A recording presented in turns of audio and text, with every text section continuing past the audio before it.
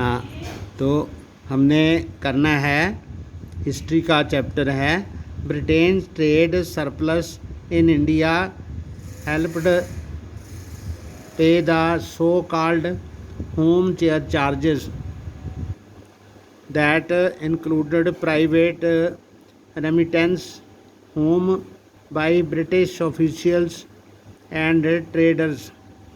जो भारत के अंदर उसको एक्स्ट्रा इनकम ब्रिटिश वालों को हो रही थी, तो उसमें से वो लोग जहाँ पर आने वाले अपने जो अफसर थे उनको जो रेंट पे घर लेने पड़ते थे उनका किराया देते थे, या फिर प्राइवेट रेमिटेंस होती थी होम की।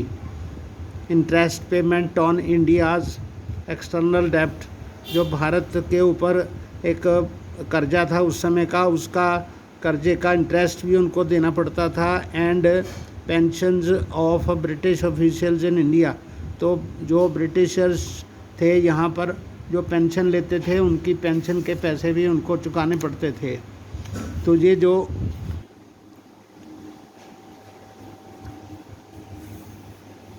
The trade routes that linked India in the world at the end of the 17th century, तो 17वीं शताब्दी के अंत में जो इंडिया के साथ लिंक बन गए थे उसके बारे में यहाँ पर बताया गया है।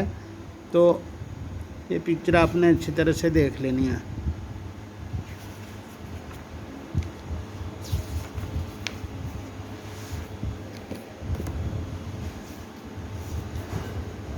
द इंटर वार इकोनॉमी, तो लड़ाई के अंदर जब वर्ल्ड वार फर्स्ट थी तो उसके दौरान क्या कैसी इकोनॉमी, कैसे आर्थिक प्रभाव थे यहाँ पर। The first world war 1914 to 18 was mainly fought in Europe, ये जो 1914-1918 की पहला विश्व युद्ध था वो मेनली यूरोप में लड़ा गया। But its impact was felt around the world, परंतु जो इसका असर था वो सारी दुनिया में हुआ। Notably for our concerns in this chapter it plunged the first half of the 20th century into a crisis that took over 3 decades to overcome। तो इसने सारी दुनिया को ऐसे संकट में डाल दिया जिसका अंत 3 दशकों तक भी नहीं हुआ, जिसका असर 3 दशकों तक ख़त्म किया जा सका। During this period the world experienced wide spread economic and political instability, तब दुनिया में बहुत जगह पर राजनीतिक अस्थिरता रही। एंड अनदर कॉन्टेस्ट्रॉफिक वार, उसके बाद एक और लड़ाई का सामना हमें करना पड़ा। तो वार टाइम ट्रांसफॉर्मेशंस, लड़ाई के टाइम पे जो चीज़ें एक स्थान से दूसरे स्थान पर जाती थीं। The first world war as you know was fought between 2 powers blocks, तो जैसा कि हमें पता है कि जो पहली लड़ाई थी, पहला विश्व युद्ध था, 2 पावर ब्लॉक्स के बीच में लड़ा गया। On the one side were the Alice Britain France and Russia, एक तरफ जो थे मित्र देश थे जिनके साथ में ब्रिटेन फ्रांस और रशिया थे। लेटर जॉइंड बाई यूएस, बाद में इसमें अमेरिका भी शामिल हो गया। And on the opposite side were the central powers, केंद्रीय शक्तियाँ थीं, Germany Austria Hungary and Ottoman Turkey, ये वाले देश एक तरफ थे। When the war began on August 1914 many governments thought it would be over by Christmas, तो बहुत सारे लोगों ने इसके बारे में सोचा था कि ये सिर्फ क्रिसमस तक चलेगी। It lasted more than 4 years, ये 4 साल से ज़्यादा चली। The first world war was a war like no other before, ऐसी लड़ाई पहले कभी नहीं हुई थी। The fighting involved the world's leading industrial nations which now harness the vast powers of modern industry to inflict the greatest possible destruction on that their enemy, तो ये लड़ाई उन औद्योगिक तरक्की किए हुए देशों द्वारा लड़ी गई जिन्होंने अपनी तरक्की से अपना बहुत सारा धन अर्जित कर लिया था और वो अपने दुश्मन को बहुत बुरी तरह नुकसान पहुंचा सकते थे। दिस वार वॉज दस द फर्स्ट मॉडर्न इंडस्ट्रियल वार। तो ये एक औद्योगिक पहली आधुनिक औद्योगिक लड़ाई थी। इट सा the use of machine guns, इसमें मशीन गनों का प्रयोग हुआ, टैंक्स का प्रयोग हुआ, एयरक्राफ्ट्स का प्रयोग हुआ, केमिकल वेपन रासायनिक हथियारों का प्रयोग हुआ etcetera on the massive scale, बहुत बड़े स्तर पर। These were all increasingly products of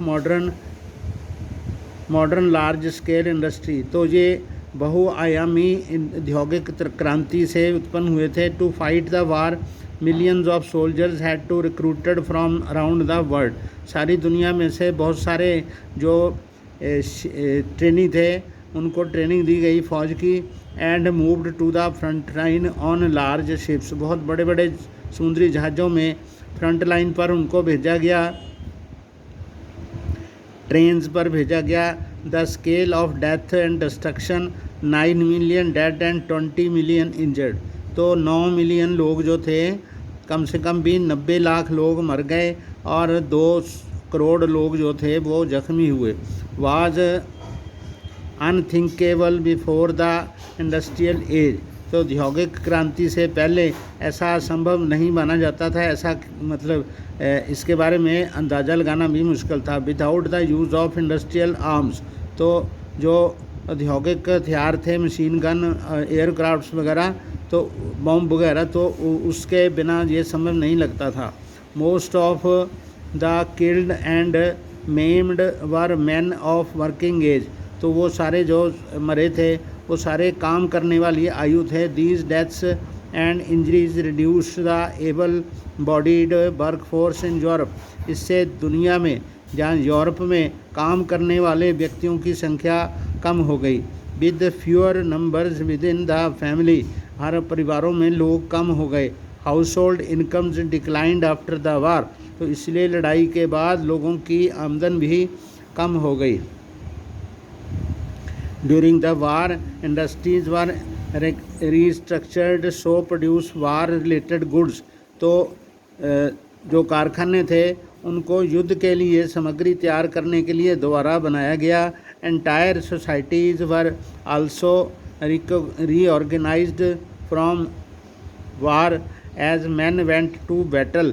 तो सारे समाज भी उनके द्वारा निर्माण हुआ, क्योंकि बहुत सारे जो पुरुष थे वो लड़ाई पर गए हुए थे। Women stepped in to undertake jobs, औरतों ने वहाँ पर काम करना शुरू किया।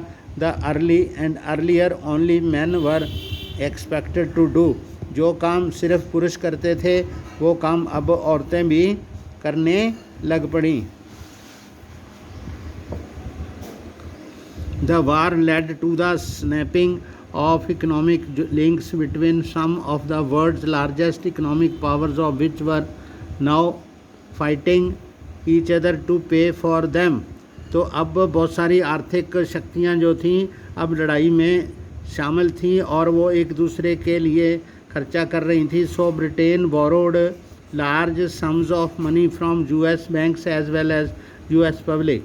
तो अंग्रेज़ों ने यानी ब्रिटेन ने अमेरिका से, अमेरिकन बैंकों से, अमेरिकन लोगों से बहुत सारा पैसा उधार लिया। Thus the war transformed the US from being an international debtor to an international creditor. तो पहले अमेरिका पर कर्जा था, लेकिन उसके बाद वो इस लड़ाई के बाद वो इंटरनेशनल क्रेडिटर बन गया, दूसरों को उधार देने वाला बन गया। In other words, at the war's end, the US and the citizen owned more overseas assets than foreign governments and citizen owned in US. तो जितना लोगों का धन अमेरिका में था उससे ज़्यादा धन अमेरिका के लोगों का और अमेरिकन सरकार का दूसरे देशों में ओवरसीज जगह पे उनका पैसा जमा हो गया।